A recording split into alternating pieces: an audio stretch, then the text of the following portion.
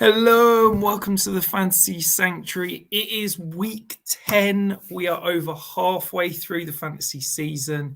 If you are looking for the answers to your fantasy questions, you are in the right place. We're going to walk through every single matchup of the week 10 slate, taking you through the best starts, the best DFS plays, and of course, dropping a few little dynasty nuggets along the way. I'm joined by the one and only Tom. Tom, we're going to dive straight into, in my opinion, the matchup of the week. I'm fascinated to see Trevor Lawrence, who has been, in my eyes, really impressive from an NFL perspective, but has been average for fantasy, should we call it that? Do you think that going up against this awesome San Francisco defense, it could be finally the week we see Trevor Lawrence break out? Yeah, and it's a really good place to start. You talking about how Trevor Lawrence hasn't been fantastic for fantasy purposes so far, because you look at things and you zoom out slightly, and he's had 0 20-point games so far this season. He is the QB 20 in points per game, which that's just not going to do it for a guy who we drafted in the top 10 rounds of redraft, who we expected was going to take this leap forward. And I'm not, it's not all doom and gloom. I'm not saying that I don't think Trevor Lawrence can be successful this year or anything, but we would like to see it sooner rather than later. The Niners defense isn't as tough as they used to be this year, that teams have been able to get at them through the air. San Francisco allow the fourth most fantasy points to wide receivers, the second most to outside wide receivers. So you'd like to see Calvin Ridley stay hot. They seem to make a concerted effort to get him going in the last game.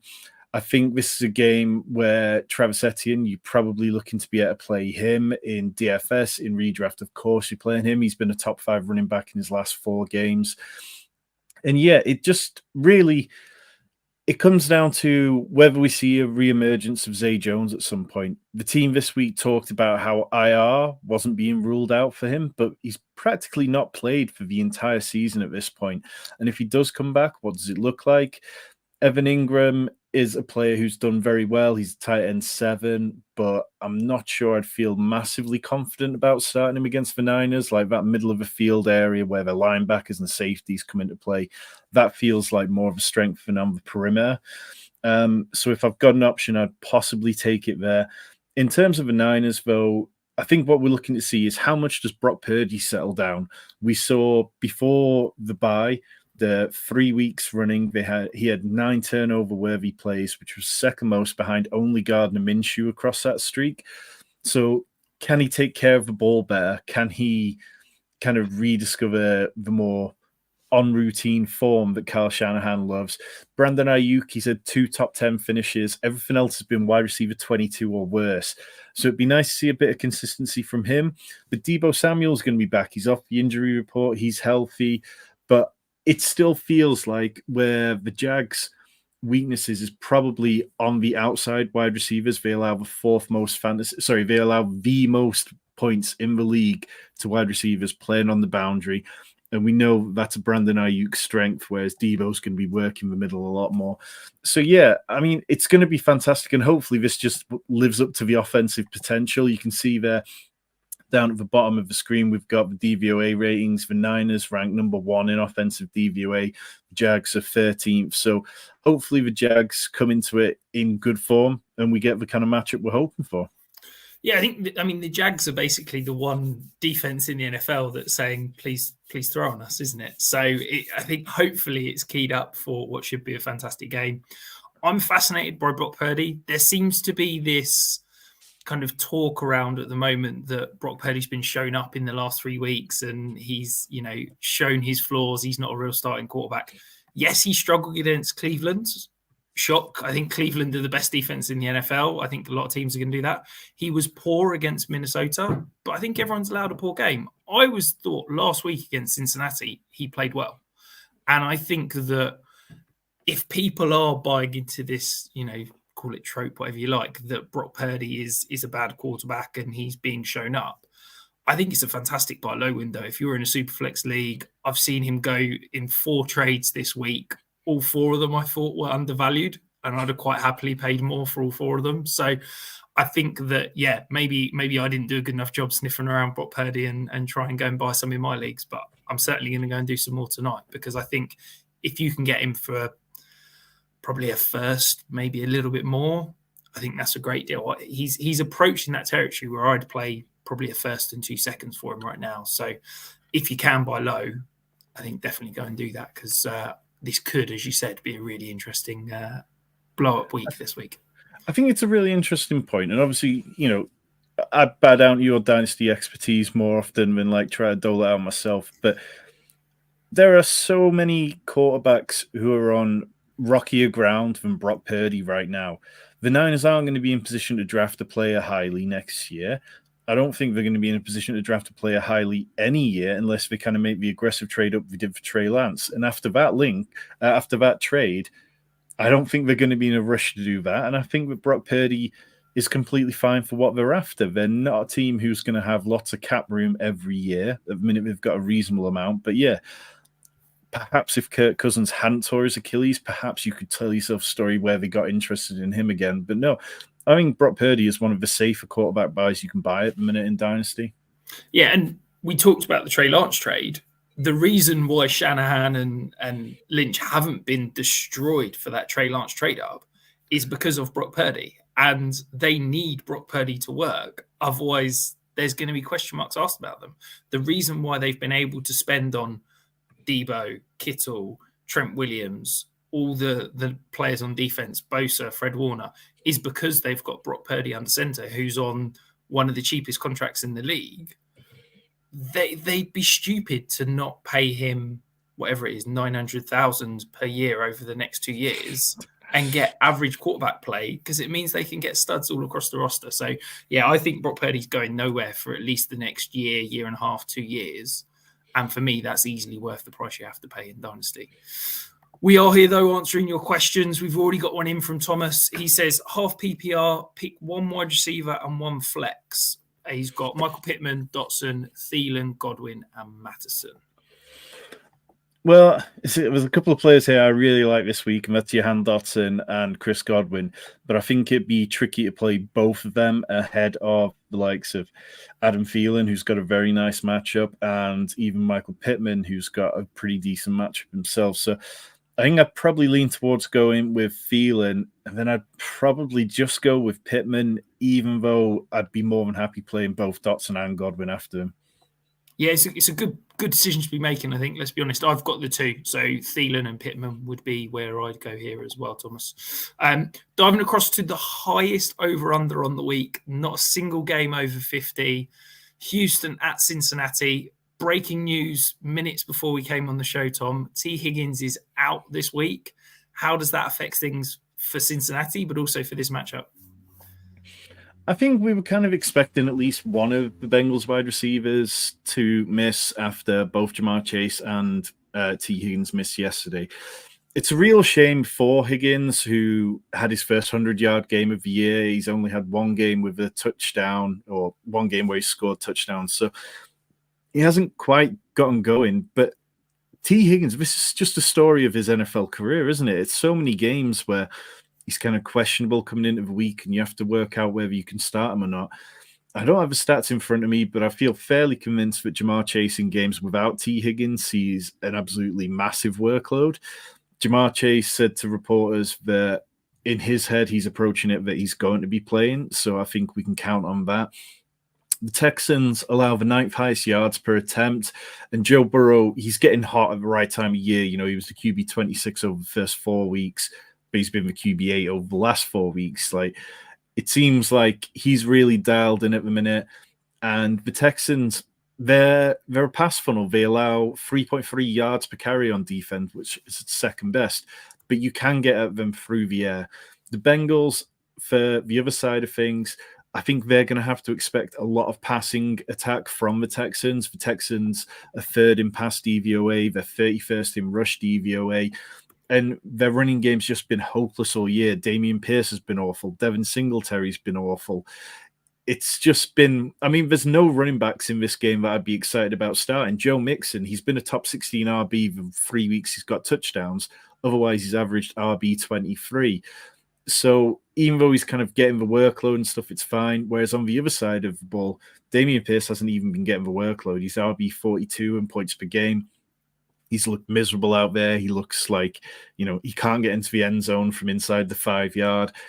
And I'm not sure that we need to try and get crazy here. We've just seen CJ Stroud throw for over 400 yards and 5 touchdowns.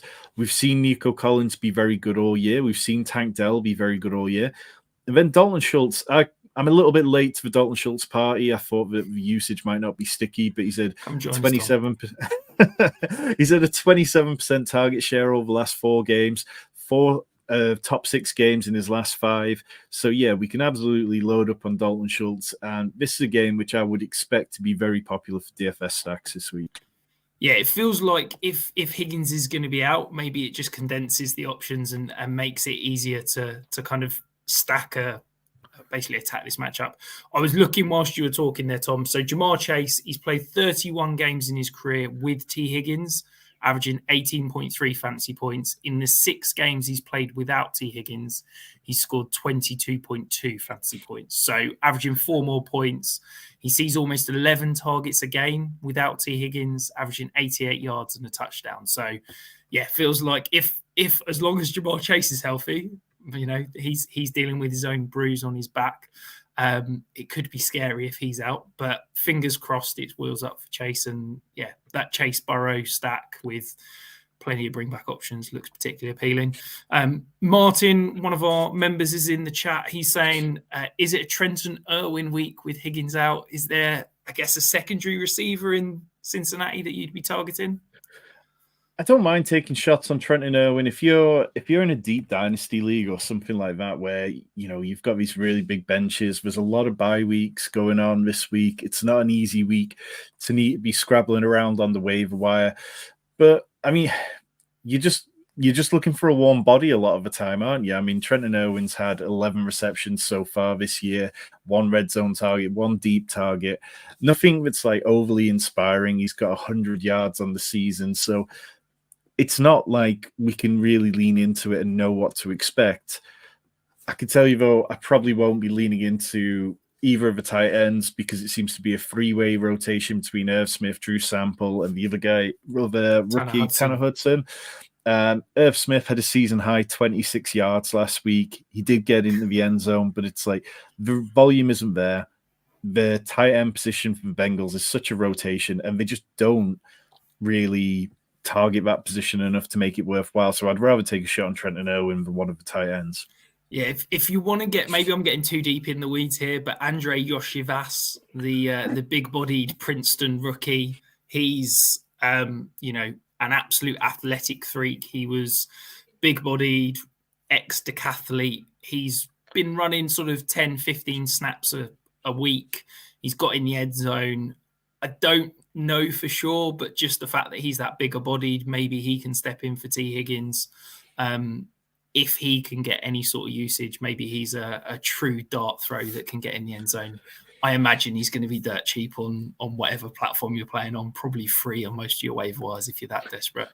But if you are here, guys, we've got plenty of people in the chat talking through. Get those questions in, get them. Even if you're not live, we will answer 100% of the questions that we get asked after this chat if you are watching it on YouTube. And just let Tom know. I don't even know what hat he's wearing today. If you want to talk about his hat, get in and do it.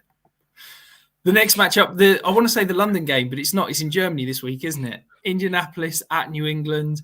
The Patriots are really beat up. Potentially no left tackle, potentially no JC Jackson. Does that make this more interesting, or do you think this is going to be Bill Belichick embarrassing Gardner Minshew in Germany? It's definitely not as good as last week's Germany game, is it?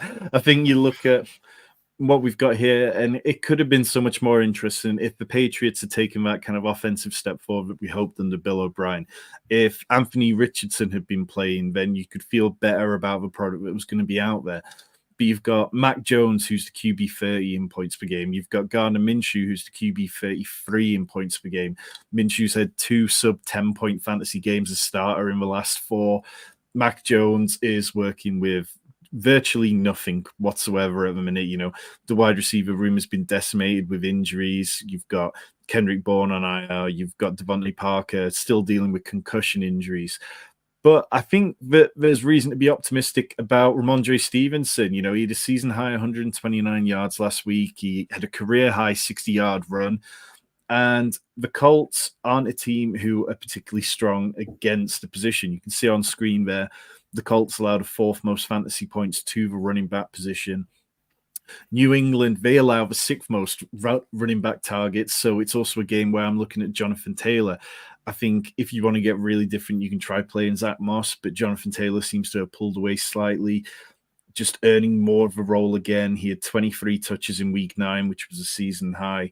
So I feel confident about him. I don't want to get overly aggressive with this game, though, because it just feels like this game could be a low-scoring affair. The under-over is 43.5, and I wouldn't have been surprised if it was in the sort of high 30s, 38.5 or so.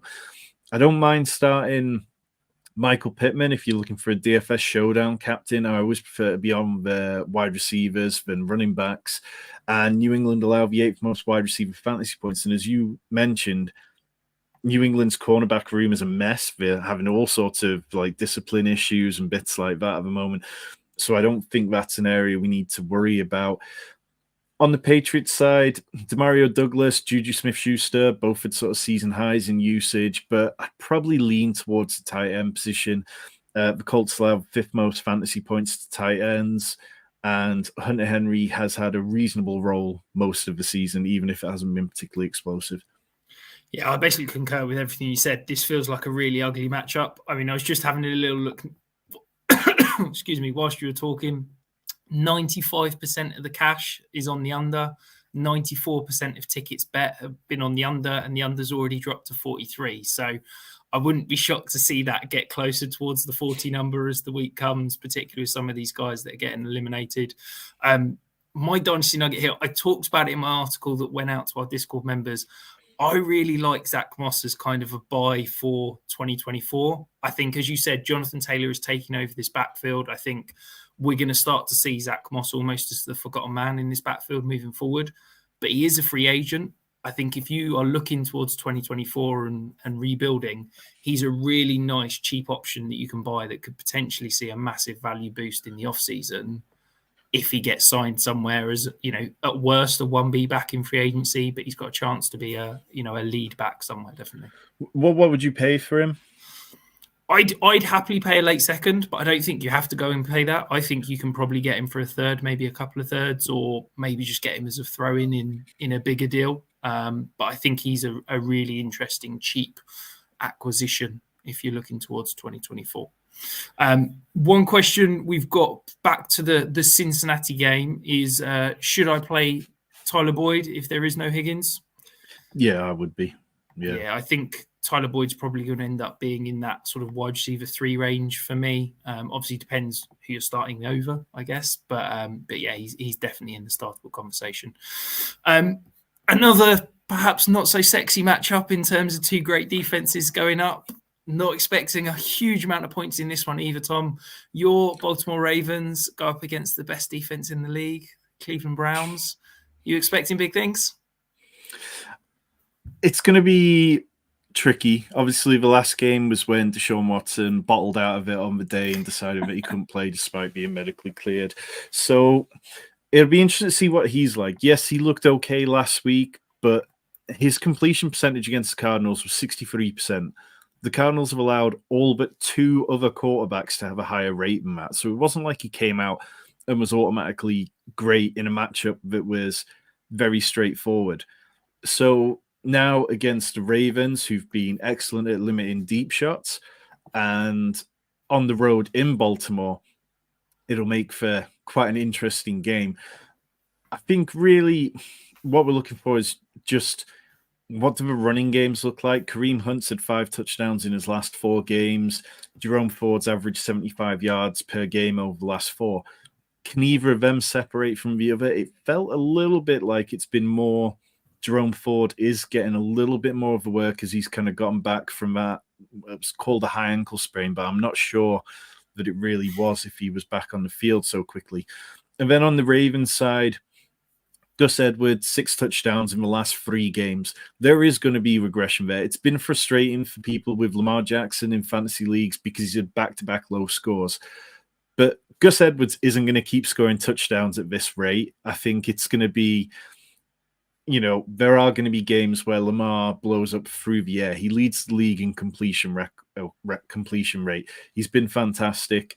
So, yeah, like you said, this one, the strength of both teams at the minute is how their defenses have been playing. The Ravens, though, they do have a 115 point differential, which is 30 more than any other team.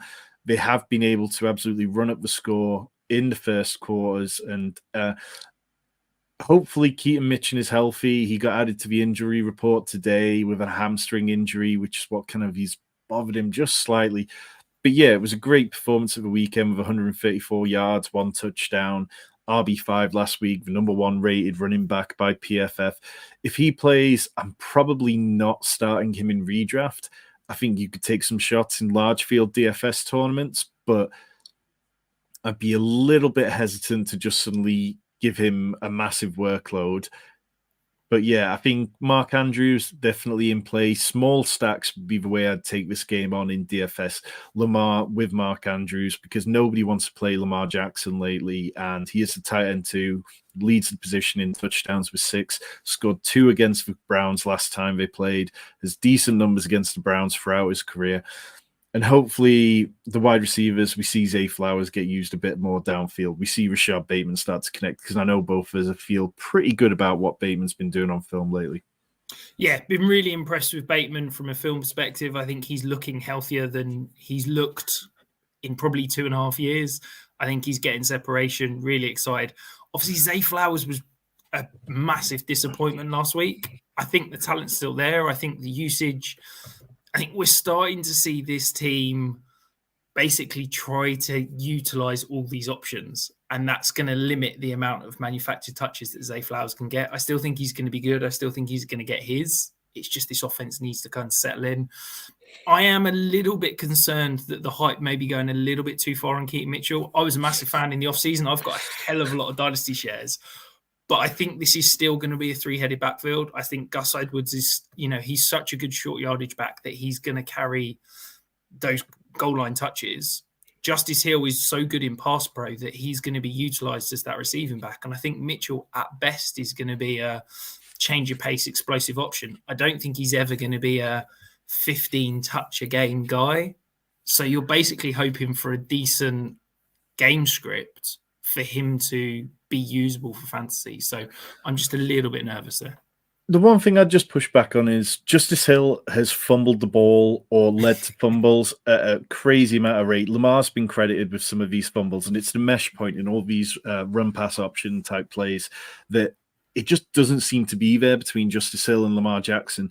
So if Keaton Mitchell is better in that area of the game, I would not be surprised at all to see him edging ahead of Justice Hill. But I don't think he can surpass Gus Edwards anytime soon. No, absolutely. But then I think you've also got to look at, Justice Hill has been kept into pass pro more than any other back on this offense. I think that's the element that's going to keep Justice Hill on the field as such.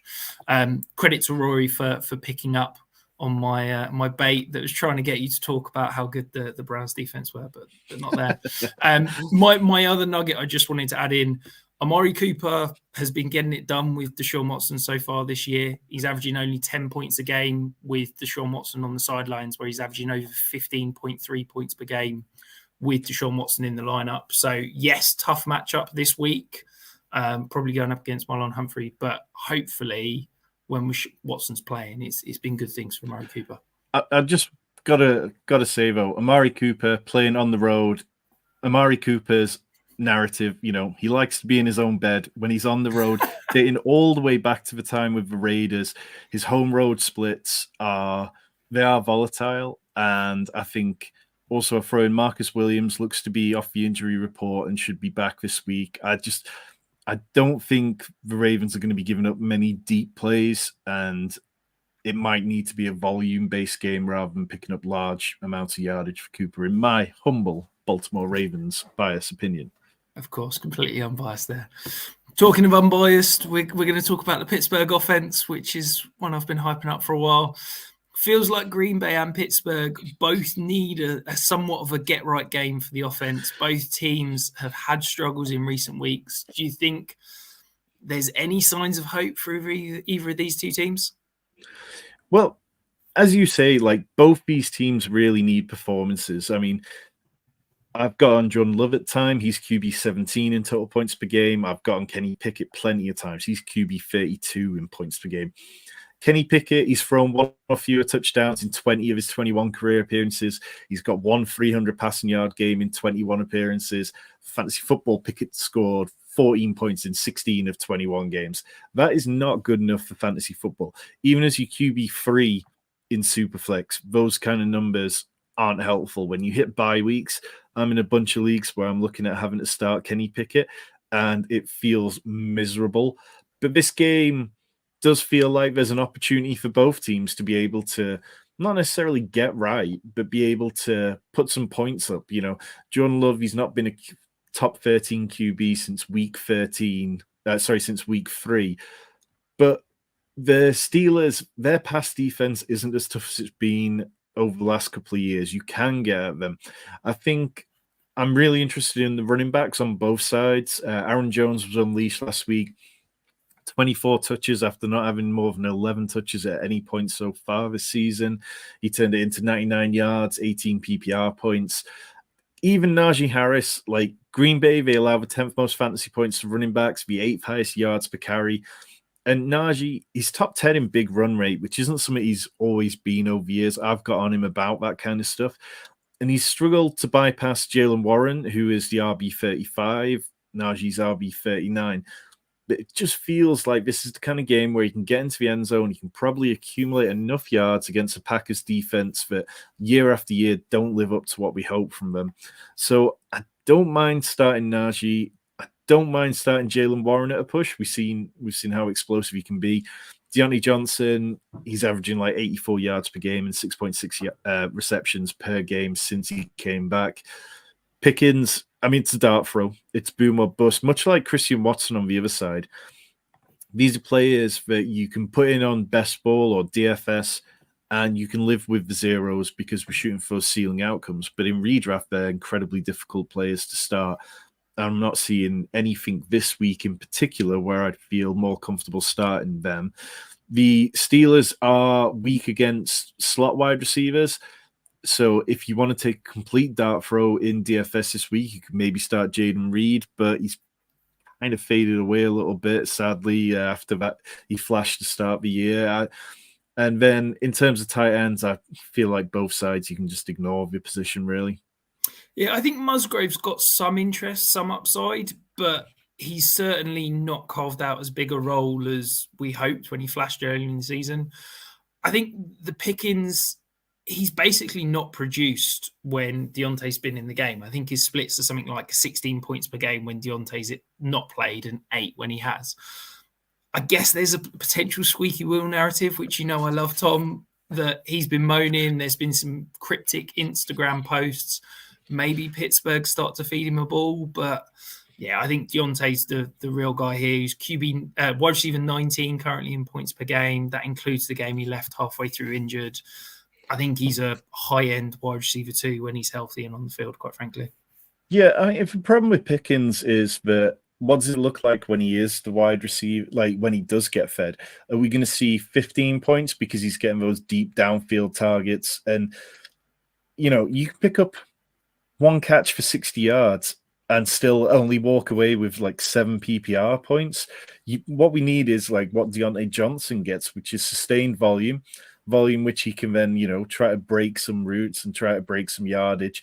So unless Pickens gets into the end zone, I just really have very little faith that he's actually going to put up a really good fantasy day.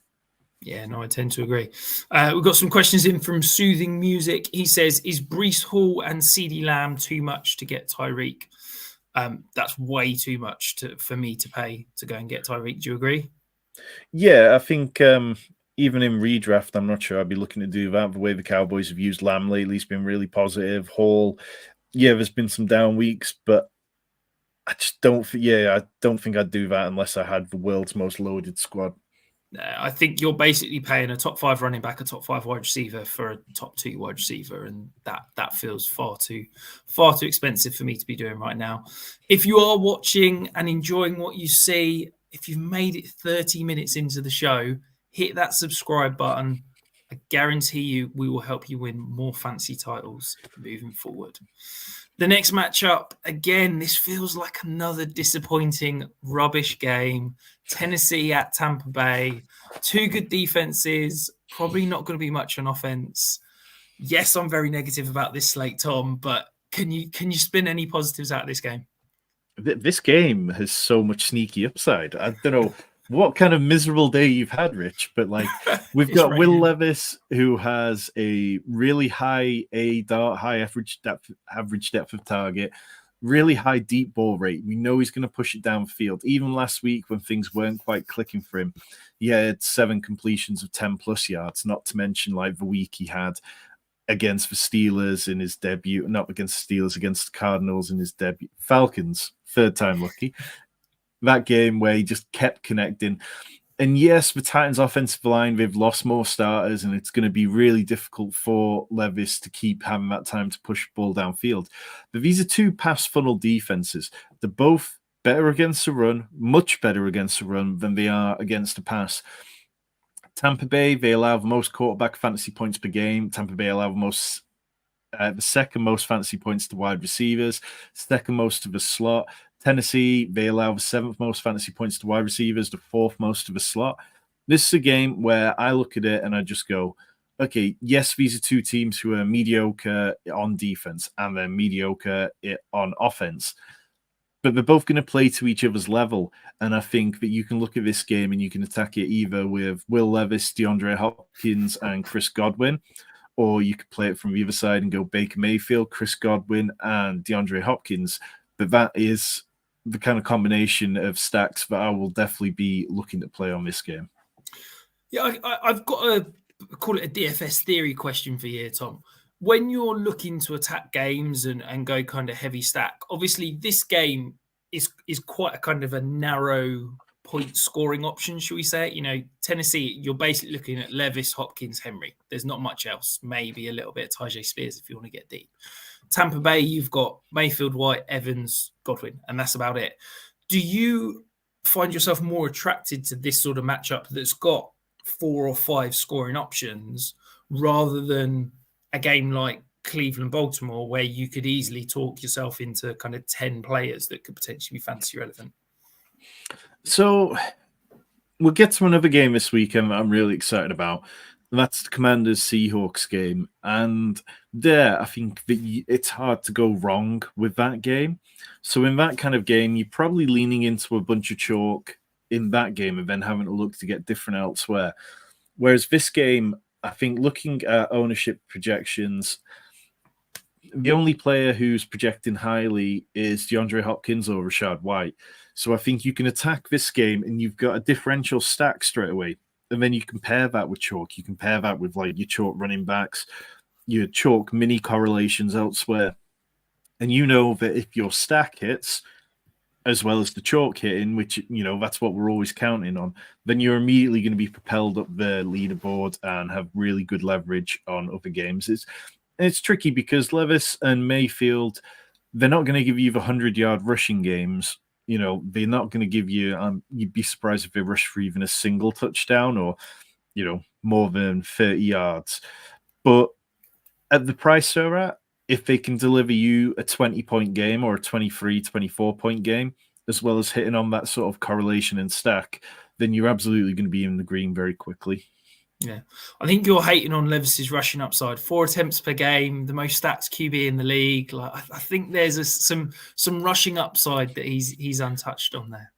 And do you think he'll get more than 30 yards a game?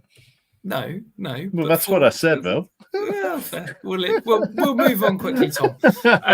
So far, 13 yards across 2 games. There we go. But the rush attempts are there. 4 rush attempts a game. So far, the over-under for the next game at 41. New Orleans at Minnesota. the Josh Dobbs miracle continues. I know our Discord, mainly led by member Zach, has been bigging up the hype on Josh Dobbs all year. Do you think it continues? I think the Josh Dobbs story is easily one of the most enjoyable ones of this season. I think you look at what he's been able to do compared with some of the more miserable quarterback rooms around the league, and it's fantastic. And you've got to applaud the Vikings for not standing still and not sitting on their ass and letting a player stay with the Cardinals, who would have become the QB2, QB3, or whatever now that Kyler's back. And they gave up absolutely nothing to acquire him. And the feel-good vibes around that team now are definitely, they're helping that team feel better. And I think there's a lot of value in that. We knew that the Vikings might take a backward step this year because they got very lucky last year in terms of one-score games, kind of stuff that's not always sticky. But this year, they're still building, they still need to take steps forward before we can really view them as a true contender. And having good vibes is definitely the kind of thing that teams have talked about, how much that helps them, how much it helps the players in the building. I think it's going to be a tricky game. The Saints aren't a team that I like starting players against because they're a good defense. They allow the fourth fewest fantasy points to opposing running backs. We've got that on screen there. So I'm not starting Alexander Mattison. I know in the wake of the Cam Akers injury that, yes, he's going to see more work. But the team also talked about how Ty Chandler is going to get more opportunities now. I'm not sure why Ty Chandler didn't get those opportunities early on in the season, but remains to be seen if he does get them. I think you can start TJ Hawkinson. I know he's carrying a bit of an injury, but he's averaging 60 yards per game, which is second behind only Travis Kelce. He's had 5+ receptions in the last 5. We saw Josh Dobbs target the tight end position consistently in Arizona, so I don't think we need to worry about that. I think if you're looking to attack this from the Saints side, you can probably play Alvin Kamara. I think in DFS, very few people are going to be willing to go back to Alvin Kamara after we got well and truly rug pulled with him last week. It was the perfect matchup against the Bears, and Taysom did what Taysom does. And, now Taysom Hill's had 3 straight 16+ point games. I think he's completely startable as a tight end. In one of the Dynasty leagues we're in, I saw him go for 2 third-round picks earlier today. I mean, the kind of production you're getting for that price is ridiculous. Chris Olave, Matt, I'd love to see him have a blow-up game here. The Vikings allow the 9th most fantasy points to wide receivers. They're more vulnerable on the outside, the 7th most to outside wide receivers. Yes, he got the touchdown last week, but we still didn't get that blow-up performance. You really just want to see Chris Olave go nuclear at some point. So, yeah, I mean, Derek Carr's been very good over the last few games. I think it's sort of like 4 or 5 games in a row now. He's been over 15 points. But I'm not going to be aggressively playing this game in DFS anyway, but from a redraft point of view, there's nobody I'm overly worried about apart from Alexander Mattison.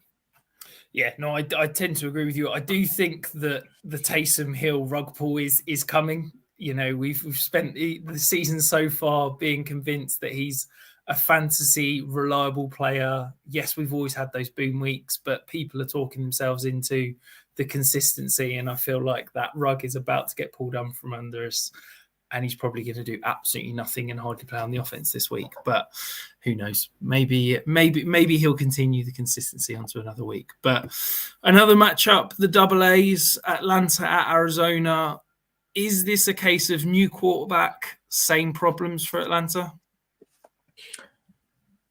Well, yeah, I mean, Taylor Heineke definitely didn't give them the kind of boost that they were hoping for. His completion rate was 56% last week, which is 11% less than Desmond Ridder's 67% he's averaged all year. But what was kind of key for Falcons was Taylor Heineke only took 2 sacks in the last 2 games combined, whereas Desmond Ridder was averaging 3 per game.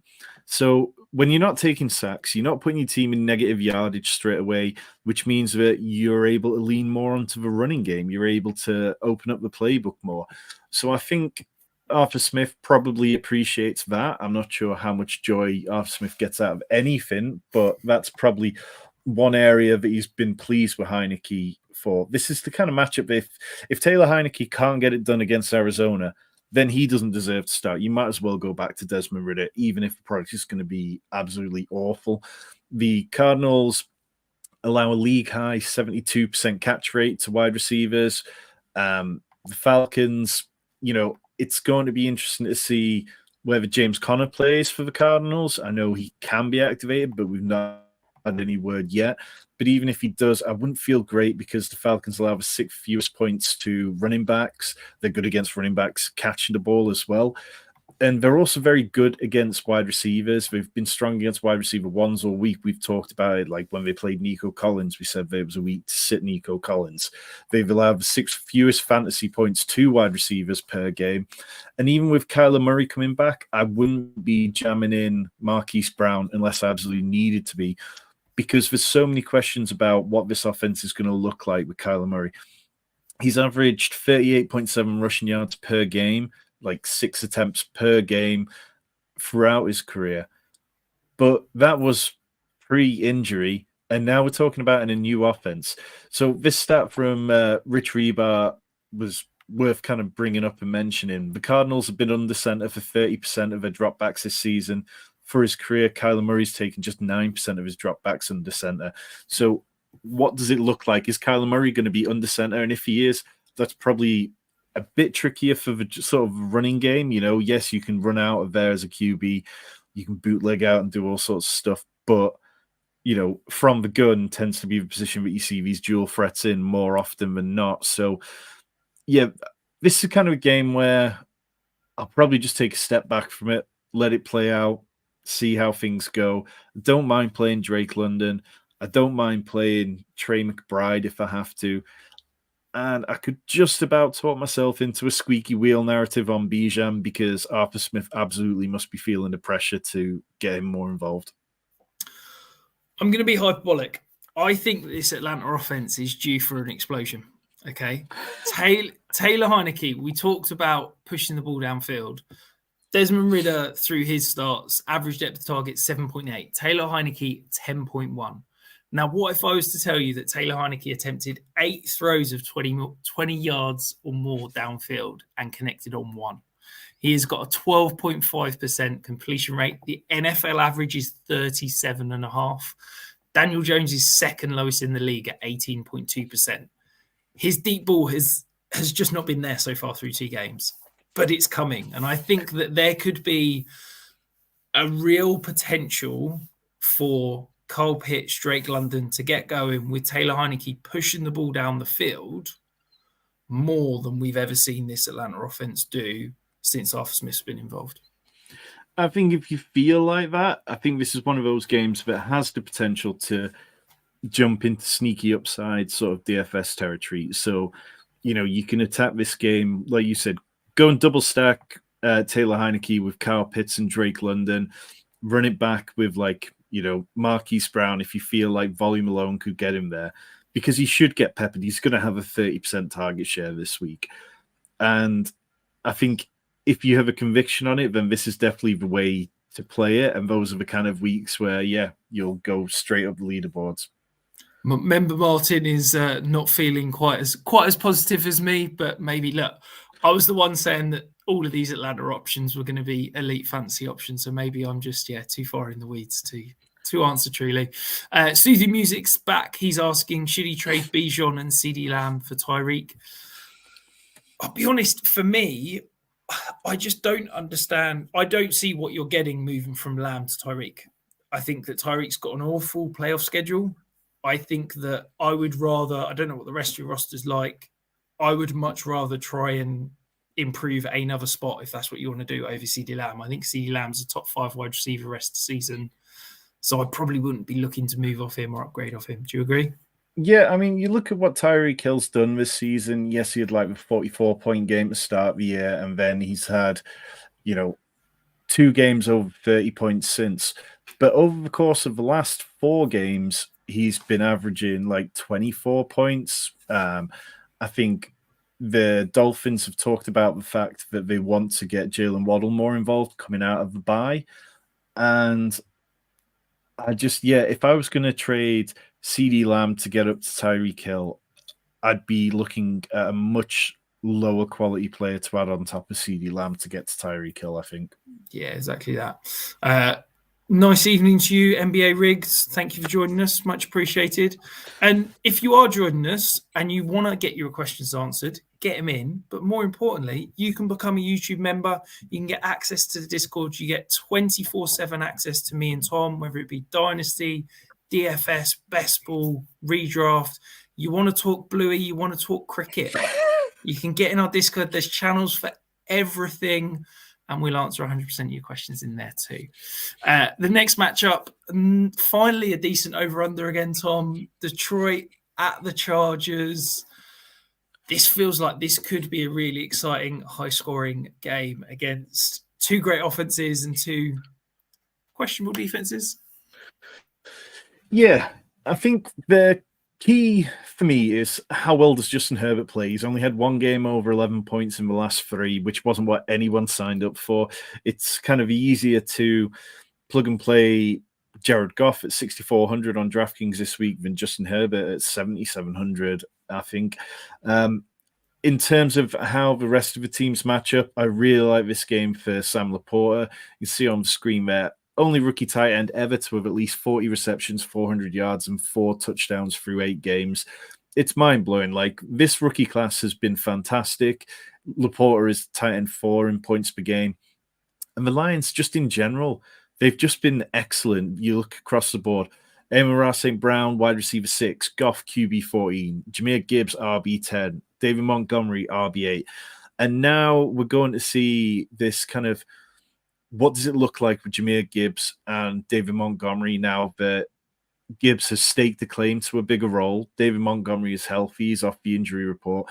And they're in this fantastic matchup against the Chargers, who allow the 8th most running back fantasy points, the 2nd most receptions to running backs per game. So you can take advantage of them through the air or on the ground at the running back position. The Chargers, they also allow the 5th most wide receiver fantasy points, the 4th most wide receiver receiving yards per game.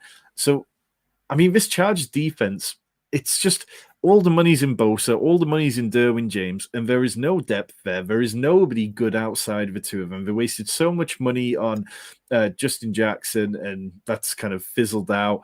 So, yeah, I think on the Lions side, they allow the 2nd fewest running back fantasy points, but they allow the 11th most receiving yards to running backs. So I don't mind starting Austin Eckler. I think the only players that I'd be looking for, like peripheral plays, is maybe a push Gerald Everett. I can't start Quentin Johnson till we see anything from him. He's the wide receiver 112 in points per game. Jameson Williams, we're talking one game over 4 PPR points this season. They've both had so much opportunity and we haven't seen it, and I'm fine being late on them. I don't know if you see it differently, Rich. I'm fully out on both of them. I was low on both of them coming out as prospects. I didn't particularly love them. And yeah, look, whenever anybody struggles this much in the rookie season, I mean, I've put it out on Twitter a few times. Basically, the track record of anyone through their first 8 games who's scored as fewer fantasy points as Quentin Johnston is NFL bust. Jameson Williams is that 10 times. I think both of them are facing a real uphill battle to basically be fantasy relevant ever again in their careers. We've got a couple of questions in the chat about this game. Martin's asking, who will score more fantasy points, Gibbs or Montgomery? And are they both viable options? For me, I think they're now, if they're both in the lineup, I think they're in that RB2 territory. I think they're still going to be top 24 options every single week, but I think they're going to eat into each other's workload that it kind of takes away that RB1 ceiling. Yeah, I think so. I think I would lean slightly towards David Montgomery. I think he's still going to have the edge in pass protection, which does matter. I keep banging on about it, but the Lions love play action because Jared Goff's so much more effective in it, and that is something that isn't going to disappear. And David Montgomery, you know, when he's been out there, he's been very good. So, yeah, just leaning just towards David Montgomery for the time being. Perfect. I tend to agree. I also think he's going to get the high value touches in and around the goal line. Like we saw Dan Campbell talking this week, how valuable he is scoring touchdowns, and that's what matters really, isn't it? Blurpy's in the chat asking Donta Foreman or James Conner this week in PPR. I'd be starting Donta Foreman.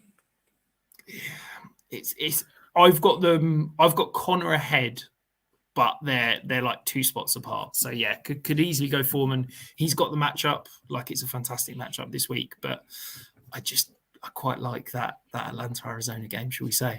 And NBA rigged. Thank you for your kind words. Glad you're enjoying the show. Glad you enjoyed the slides. We certainly enjoy putting them together. The matchup you were teasing earlier, the matchup you want to attack in DFS, Tom, Washington at Seattle. Is this one you're going all in on? Yeah, it's the perfect bounce back spot for the Seahawks after being embarrassed by the Ravens. Like, we haven't seen any great performances from the Seahawks offensively this year. I think really you go, Gino has had one top 16 QB performance. That was in week 2. DK Metcalf's been over 14 points once all year. He's only got 2 touchdowns. Him and Tyler Lockett are back-to-back in points per game. Lockett's wide receiver 35. Metcalf's wide receiver 36. Further proof that DK Metcalf was always too expensive this offseason because he fails to separate away from Tyler Lockett. But this is the game where they can come into their own. Jackson Smith and Jigba, his yards per target, the first 4 games was 3.1. Over the last 4, it's jumped, like tripled to 9.1, which has been really encouraging. And the Commanders, they allow the 3rd most fantasy points to wide receivers. They allow the most total quarterback points to opposing quarterbacks. So that's all really encouraging. The Commanders play at a very fast pace. They're 3rd in pass rate over expected over the last 4, just behind Kansas City. And that's what Eric Bieniemy's got them doing, playing like they're Kansas City, regardless of what Sam Howell can do. And Sam Howell, for his point, I mean, I'm gonna have to be a believer in Sam Howell now, because all the word out of Washington is that they see him as the future for at least next year. And for fantasy, he's at 17 or more points in 5 of the last 6 games. The Seahawks, we know that you can get at their defense. They have some good players, but they got, like I say, thoroughly embarrassed in every facet of the game last week. So I look at this game and I go, okay, well, I'd like to attack this with Commanders stacks. I'd like to attack this with Seahawks stacks. And I think you can really mix and match an absolute bunch of these players. I'll be talking in the YouTube members only DFS clinic video this week, in particular about how I'm planning on attacking this one and the stacks and matchups that really stand out. Yeah, I really like this matchup. I think a couple of those wide receivers are kind of must starts. DK gets in my top 12. Terry McLaurin's in my top 18. Top 12 as well. I think this could be a huge game. I know you're saying Sam Howell and all the news, and there's been so many reports about him this week, but I still struggle to see a world where a new head coach, a new GM, a new regime commits to Sam Howell long term. Maybe it's as a bridge quarterback, but I'm yet to be convinced. I've been really impressed with him the last few weeks, but I still think I need to see more before I can be convinced that he's the long-term answer in Washington moving forward. Perhaps the less sexy of the matchups this week, the Giants at Dallas. Is this just a case of start all Dallas players and sit all New York Giants players?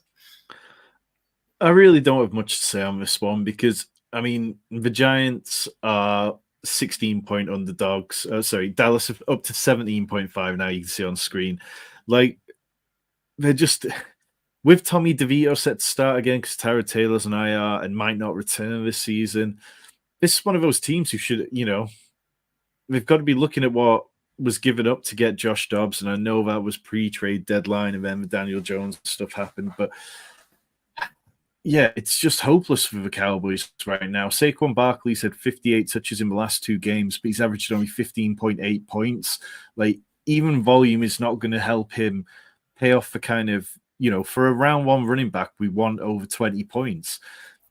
The Cowboys, they allow the 4th lowest yards per carry to running backs at 3.5, the 9th lowest fantasy points to the position altogether. If it's not Barkley, I don't know who it's going to be.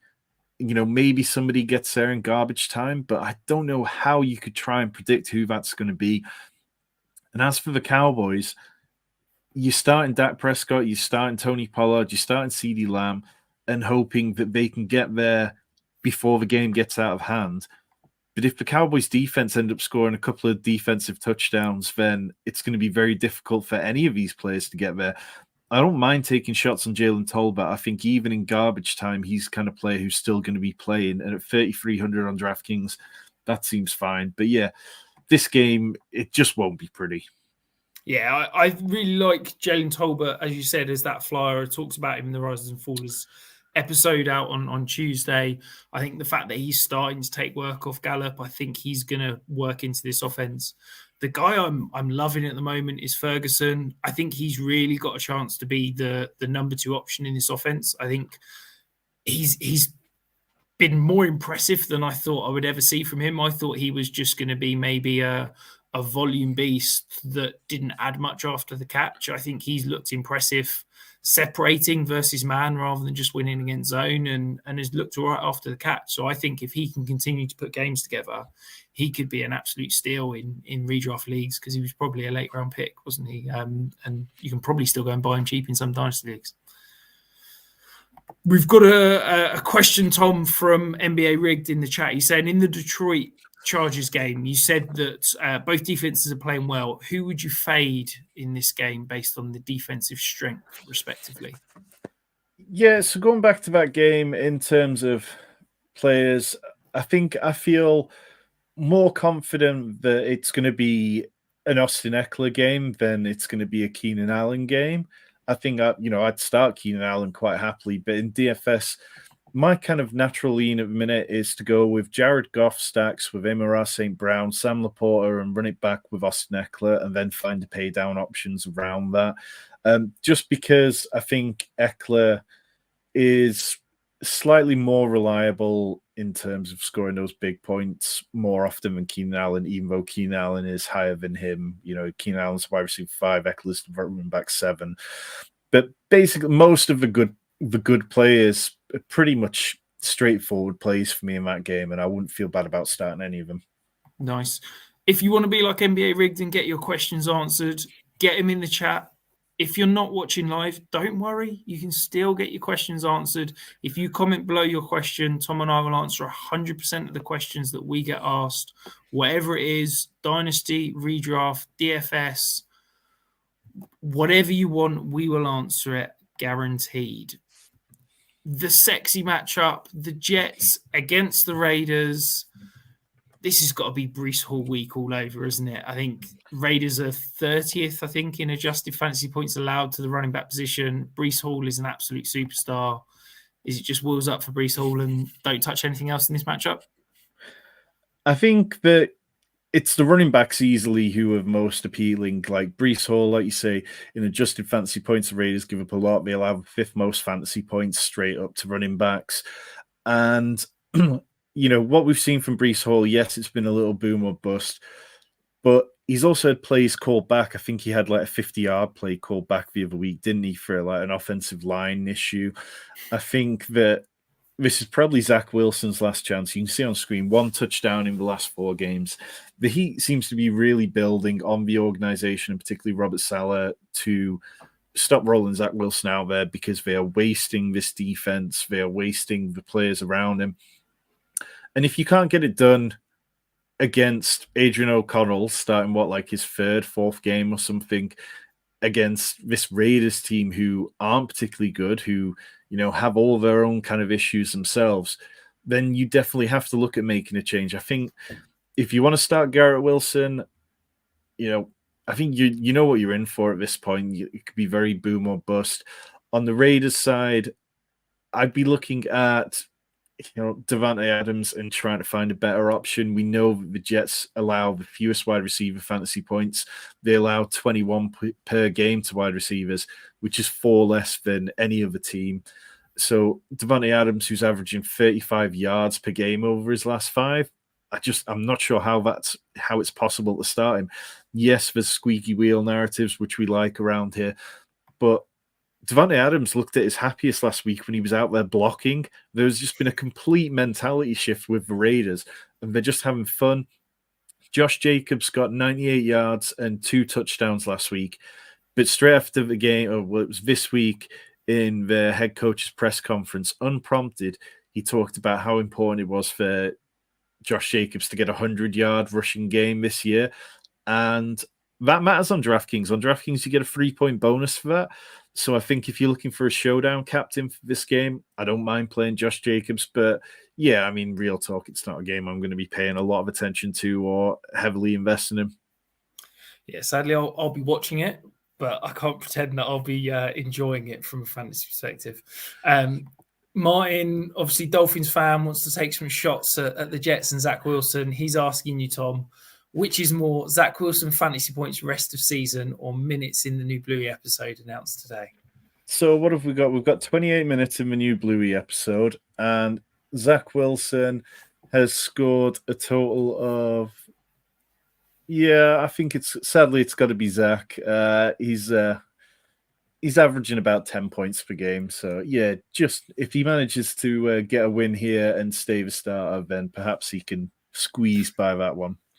Yeah, I think maybe the problem is that there's not any good options to move to. It's Trevor Siemian, which I think he's 13 and 17 as a starter in some bad teams. Like maybe he can just be competent. Maybe he's the guy to go and pick up in your Dynasty Superflex leagues, because I do think that leash on Zach Wilson is about to run out, sadly. I'd say the big difference, though, between this year and last year is last year it felt in the building like the players were pissed off with Zach Wilson, and it felt like people within the building were desperate for a change. And this year it just feels more like the players accept the effort that he's putting in. They accept it's not good enough, and they're miserable about it. But you're not seeing the kind of clamoring, perhaps, from players that we did last year. So maybe that keeps him in the job slightly longer. I think I'm sure I've had a few rants about this, but the issue last year was that he wasn't accountable. He came out after that game where he was absolutely abysmal and said that the press asked him, do you feel bad for letting down defense? And he said, no. That's completely different this year. After every game, he's saying, I need to be better. I'm not good enough. I'm letting down the defense, blah, blah, blah. And players respect that. I think he is trying his best. He's sadly just not very good.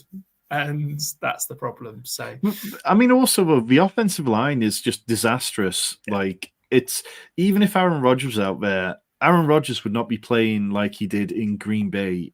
The idea that Aaron Rodgers is going to get back out there in a few weeks, and just I really worry about what could happen to him if he does get back out there. Yeah, absolutely. I think the Jets offense is absolutely abysmal. We've got 3 guys that are out for the season on the offensive line from the starting 5. It's rookie, undrafted guys starting all over the place. It's an absolute tire fire. So yeah, not exactly excited about that. Question in the chat: even if James Conner plays this week, should I play Ridley at flex still? Yep, I would. Yeah, so I like that matchup. Yep. Yeah, agreed. And then the final matchup of the week, Denver at Buffalo. Feels like this could be a big get-right game for Buffalo. There's some questions about whether they're a true contender. They're obviously on a bit of a skid. It feels like a big blow-up could be coming, Tom. Do you think that could be this week against Denver? Well, the Broncos have kind of gotten right on defense. There's like tale of 2 different directions, really. The Broncos over the last 4 weeks have allowed, they went from having weeks 1 to 5, they allowed the highest percentage of touchdown drives to occur. And then over the last 3 weeks, weeks 6 to 8, they've had the lowest.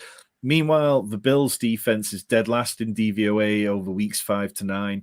They've had injuries there. They haven't gotten good performances out of Von Miller. And Von Miller was the player that they were expecting to tip them over the edge. So I'm not sure. I think that the Bills are suddenly going to look incredible. I think on offense, I haven't had a problem with them. I know some Bills fans feel upset with Ken Dorsey and feel like he should be the guy who perhaps, is out of a job. But they play fast. They're 4th in pass rate over expected. Josh Allen is probably right up there amongst 2 or 3 options for MVP. Dalton Kincaid has averaged 16.4 PPR points over the last 3, top 7 tight end for all 3 weeks. I think you know what you're getting there. I think you know what you're getting with Gabe Davis, Stephon Diggs. Gabe Davis is always going to be a little boom or bust, but that's the nature of him as a player. We saw him coming close to the line of scrimmage, and then with Kincaid's kind of breakout, we're seeing Gabe Davis again getting pushed further downfield. The running games will be very interesting. You know, James Cook's had one double-digit game in his last 5 games, and now you've got Leonard Fournette getting more time with the team. Latavius Murray's there. Damian Harris could be back in a couple of weeks. I'd feel very worried about him. But on the other side, the man I really want to see coming out of a Broncos bye is Javonte Williams. You know, over his last 3 games, he's gone from 10 touches to 18 to 30. And the Bills, they allow 4.6 yards per carry, which is 4th most of any defense. Are we going to see Javonte Williams out there really just separate from Samaje Perine, from Jaleel McLaughlin, and be the kind of player the Broncos have been waiting on? I think that's absolutely the kind of key thing for me here. Yeah, I love Javonte Williams this week. He's a top 12 back for me. I'd start him over Bijan. I'd start him over Aaron Jones. I'd start him over Ramondre. I'd start him over Kenneth Walker, Jamal Gibbs. Like, I think he's an absolute smash play, and this could be a really interesting matchup for him because I think Denver are going to need to control the ball and try and stay on offense as long as possible to keep the Bills' offense off the field, because we know that this Buffalo defense is falling apart. They're getting injuries all over the place, but this offense is still super elite. And I think that the Bills are going to come out trying to prove a point that they're still a contender. And I think that the only way Denver have got a chance of staying in this game is trying to control the clock, trying to run the ball as much as possible. And I think that all goes through Javonte Williams. Beautiful. Well, that concludes it for the week. That is the show slate. We've got all those games, all that DFS content. If you have enjoyed it, make sure you hit the thumbs up. Make sure you're subscribing.